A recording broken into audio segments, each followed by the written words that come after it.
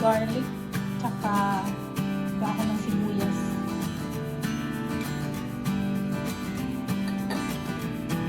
Lasa niya. Sabaw pa lang. Pwede nga ito pang sapat sa nila. Okay.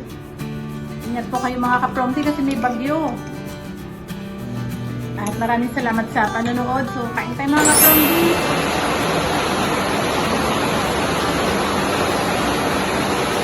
Hello po mga kapromti. Magandang hapon po sa lahat. Ayan, gagawa kami ng lapas batchoy ngayon. At samahan niyo po ako kung paano ito lutuin. Dahil nga po, may bagyo ngayon at maulan ang panahon. Malamig. Sarap maghigop ng sabaw. Ito yung version namin ng batchoy mga kapromti. Pagkatapos ng ulan mga kapromti, dito ako sa taas ng bahay. Nagmumuni-muni muna. Dahil maganda ang panahon, malinis yung hangin at malamig. Kaya, tsaka puro na green na ang paligid dito sa harap ng bahay. Kaya sarap din sa mata. Sarap talaga sa pakiramdam pagkatapos ng ulan. Buti dito sa aming lugar, mapuno pa. Marami pa talagang puno dito sa bahay, sa pwesto ng bahay namin. Kaya, ang ganda pa talaga dito. Magmuni-muni mga kapromdi. Yan po mga kapromdi, nag-uumpisa na tayo mag-slice ng bawang. Inuhin muna natin. Maraming bawang po ang kailangan pag nagluluto tayo ng batchoy. Ayan po, nilabas na natin yung ating pangmalakasang kawali dahil magtutusta na po ng bawang. Maraming bawang mga kapromdi. Ayan, usok-usok na oh.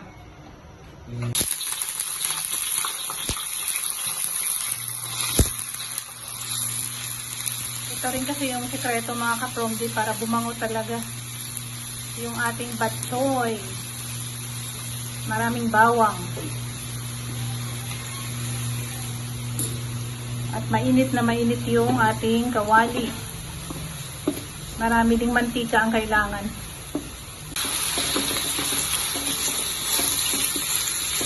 Yan mga kapromdi. Ito na yung mga naka-slice na maninipis natin na pork. Ginigisa na po natin.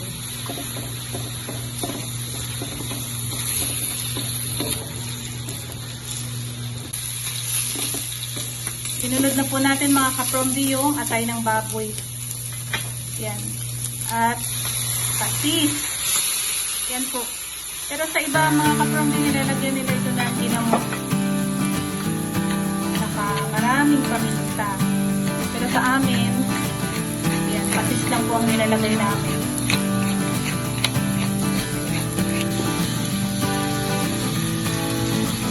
Yan, maglagay tayo ng seasoning.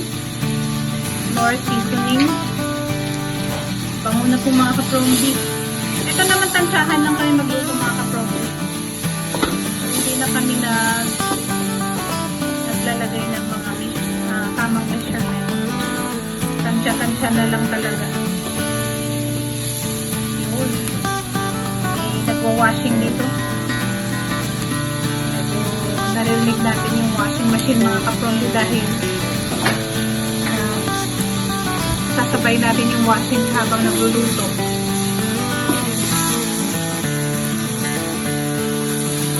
Panguna lang.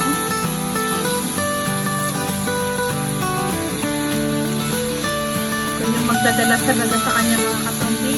Ang magdadala nito ay ang kanyang sabaw.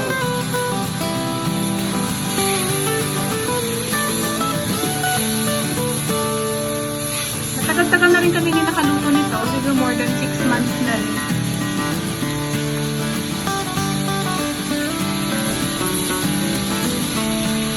Ayun, kumukulong tubig. So, para mabilis na. Ating bitter.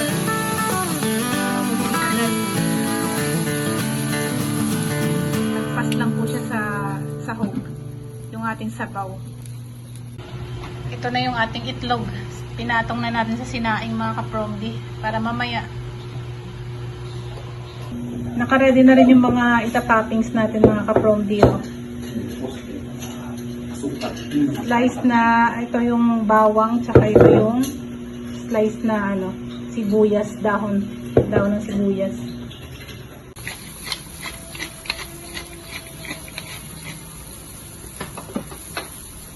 Mga ka-promdi, ito na yung ating sabaw ng bok choy. Tikman natin. Okay, tama.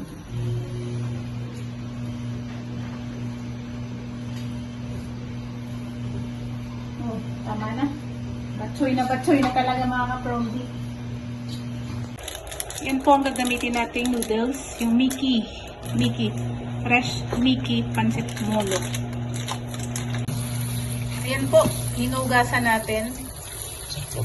May ata to may medyo maalat din kasi ito pag hindi natin hugasan. Tsaka pag kailangan maghiwa-hiwalay siya.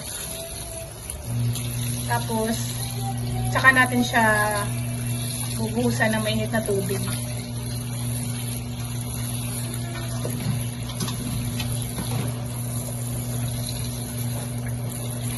Ganyan lang po magluto ng ng lapas version na bok choy ng mga Ilonggo, mga ka-promdi. Yan po. Mainit na tubig lang ang katapat niyan mga ka-promdi. Para maging soft po yung niya, texture ng ating noodles.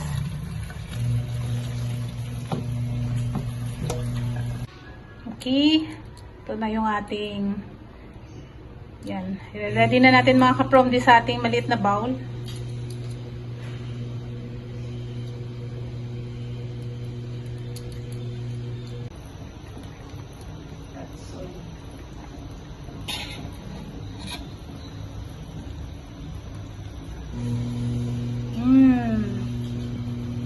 Yan ang ating bok choy mga ka-promdi. Ang malakasan yan. Talagang quality yan mga ka-promdi, lasa niya. Sabaw pa lang. Pwede nga ito pang tapat sa nila. Ano yung dito, pares? Pwede to. Kain tayo mga ka-promdi ng ating bok choy. So, buo pa yung itlog. Ako na dito na natin hiwain sa ating mangkok. Mas gusto ko yung nito mga ka-promdi, yung lasa nito kaysa sa sikat na ramen. Mas naaalatan kasi ako nun. Kain.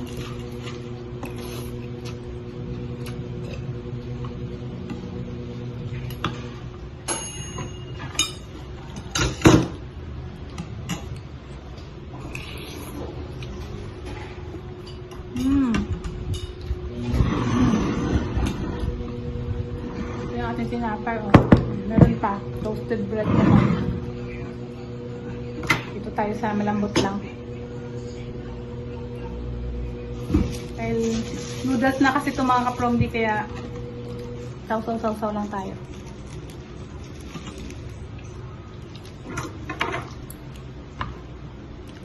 Bigat sa tiyan na to, kaya ito na yung ating hapunan. Sarap oh. Ayun, nakita niyo mga ka-promdi oh. Talagang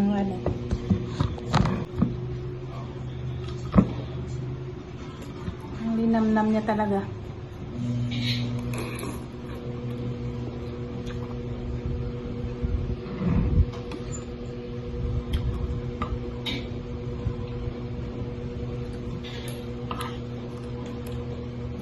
Yung mga nakatikim na nito na nakapunta ng Iloilo, comment nga kayo mga ka-promdi kasi sobrang sarap talaga.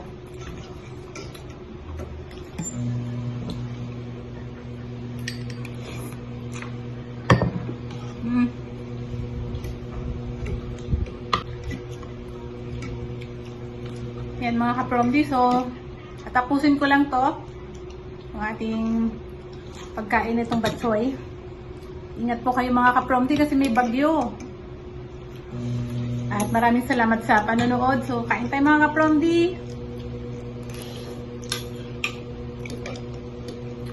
Bye-bye.